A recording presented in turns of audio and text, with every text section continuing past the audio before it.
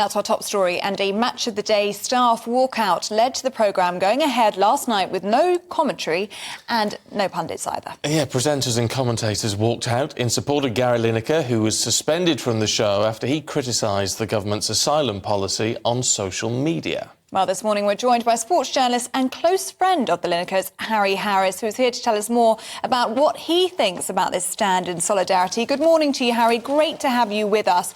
So first of all, what do you make of this whole row? Because it's a story that's just got bigger and bigger throughout the week, really, and it turned into a revolt, really, from BBC Sport. Yeah, I don't think Gary Lineker is going to be a personal friend much longer when he hears what I've got to say about him. I think it was actually, a lot of people would have looked at Match of the Day last night and felt great. No commentaries, no flannel, no sideshows, and probably enjoyed it more. I think it might be worth the BBC taking a look at themselves and realising that they get this Match of the Day concession because it is very, very cheap, because it's a traditional programme that people still want to see. But I think they should look at themselves and realise that it's very slick, but it's very stale and very superficial in my view. And I think that, football fans now are well educated. I could see all those clips on Sky half an hour after the matches anyway. What you don't see on Match of the Day is any real assessment of these games. You see a little bit, but in this digital age, I think you need to see a little bit more. And why haven't you got managers on there like Pochettino, Tuchel, Zidane, and even Glenn Hoddle, ex-England manager and managed 3 Premier League clubs? These are experts who can actually tell you what's going on. You're sitting there listening to a load of guys who haven't got one coaching badge between all of them. Even if they have, they've never been managers.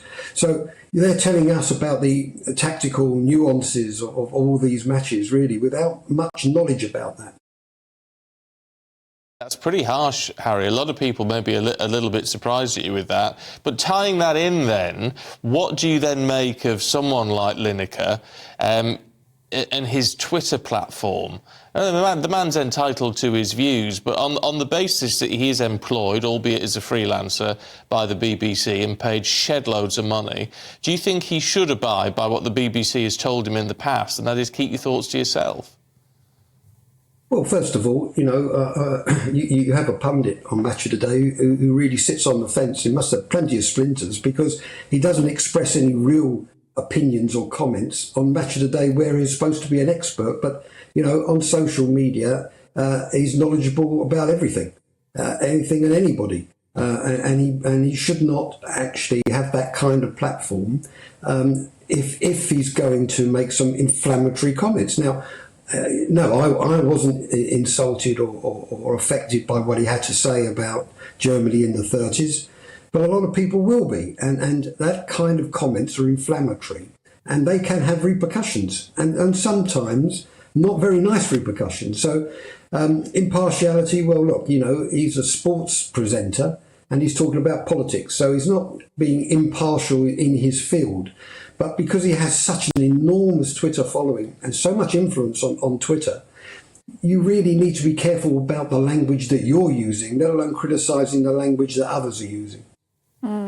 Where do you think it will go from here, Harry? Because the BBC can't afford for this to happen for another week. That's not to say it won't happen for another week. They certainly haven't accounted for this sort of walkout. But you're a friend of Gary Lineker. You've known him for many years. Or you were. Or you were. Do you think he would like to come back to Match of the Day, or do you think he'll be vindicated by a number of his colleagues walking out with him and he'll be looking elsewhere? Well, it's pretty well clear, and I said this on your programme a couple of days ago, that if you look between the lines in the statement, but now it's become more clear, the BBC are bending over backwards to try and find an amicable solution to bring him back on air. But, I've known Gary many, many years, and yes, I hope he'll still call me a friend, because I'm giving my honest opinion. They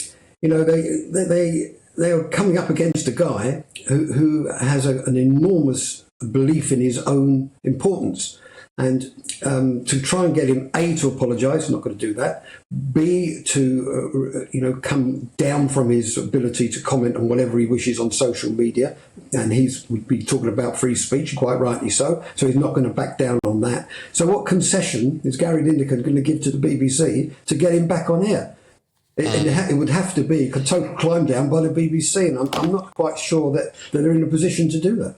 No, it's interesting because a lot of which one is it? Oh, here we go. The Sunday People. BBC begs Gary to come back is their headline. Well, whether you think it's an insulting term or not, it depends on your viewpoint, but there are a lot of egos involved here. And if there was a climb down by the BBC, well, those egos are just going to get bigger, whether it's Gary Lineker or whether it's all the pundits that have walked out alongside him. Well, I would think there's an opportunity, and they've got a week to do it. Not a lot of time, but it is a slick show, as I said.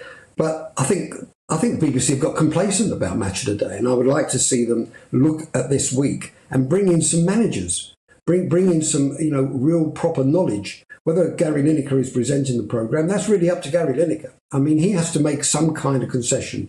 It wouldn't hurt him to apologise if he's offended anybody. Why can't he do that?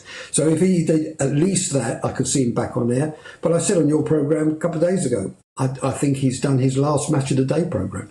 And there's so many more areas where other big players are coming in to buy rights in the next round of negotiations.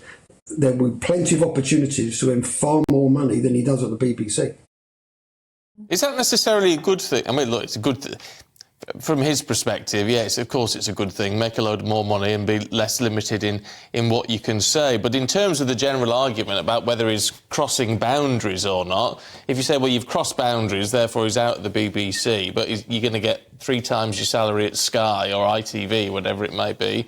But again, he just becomes an unstoppable force then, doesn't he? Well, I don't think those other broadcasters, and there are more coming forward, Discovery and Apple, etc., and Amazon, they're all involved now in buying rights. I don't think they're going to be too worried about what he's got to say about politics on social media. And in fact, they're encouraged by his enormous following. This Twitter following seems to raise your profile and influence. Influence, as we say now, have far more profile and force within our society. Whether that's right, I'm not sure it is, because you can get carried away with yourself, and as Gary Lineker has done here, he's probably just overstepped the boundaries. He needs to accept that he's done that and formulate some kind of apology. If he's offended anyone, he should apologise to all those he's offended. But you don't think that's going to happen, Harry? Well, really good to have you on the programme this morning. Thank you so much for your time. That's Harry Harris, really friend of Gary Lineker. Very interesting to have him on the programme. Doesn't think Gary Lineker is going to apologise, although he does think he's overstepped. But think he should. Think he should. Thinks he should. I think that's really interesting, isn't it? From someone who, because we've all got views on this. We don't. I've never met Gary Lineker, I don't think.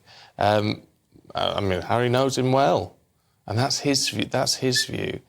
But perhaps, perhaps we do need to look at the BBC and the way they handle this, and is there a need for impartiality amongst those people who have nothing to do with news and current affairs? Because it is about influencing people when it comes to the political situation. Well, should he be able to do that if he's a sports presenter?